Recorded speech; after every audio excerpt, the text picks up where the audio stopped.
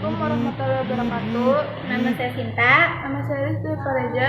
Kami akan mempresentasikan perkembangan teknologi internet plus dampak positif dan negatifnya. Ya, pertama-tama, internet adalah suatu jaringan komunikasi yang menghubungkan satu ke media satu lain. Kayak misalnya dari satu HP ke HP lain, gitu ya guys.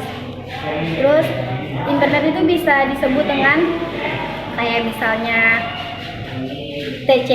TCP, terus IP ataupun kontrol ya. Kontrol.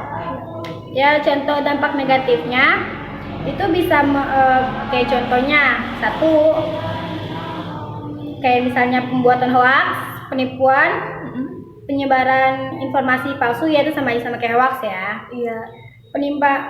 Menampaikan kekejaman, kayak misalnya membunuh orang gitu ya, buat kayak mutilasi semacamnya gitulah ya.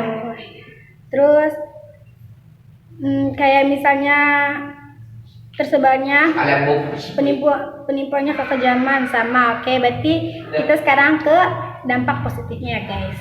Dampak positifnya itu banyak loh. Iya, dampak positifnya itu banyak loh guys. Kayak misalnya menambah wawasan pemberitahuan, kayak misalnya terus menjadi media komunikasi lebih baik, kayak misalnya kita suka chatan gitu kan. Ya, kita buat saling menghubungi lah gitulah ya. Media buat mudah mencari pelowongan kerjaan apa nanti kita ntar lulus. Terus abis itu dapat juga dan kayak contohnya mudah melakukan transaksi bisnis gitu ya. Kita melakukan bisnis tuh kayak banyak contohnya gitu ya, kayak bisnis toko online sendiri. Selain internet, ini juga memudahkan anda untuk melakukan transaksi, kayak misalnya nggak usah perlu lah keluar repot ke toko gitu kan, karena kita punya transaksi. Saat ini internet seolah menjadi kebutuhan primer manusia karena memenuhi hampir seluruh ruang kehidupan mereka. Mulai dari hal yang paling kecil hingga hal yang cukup rumit.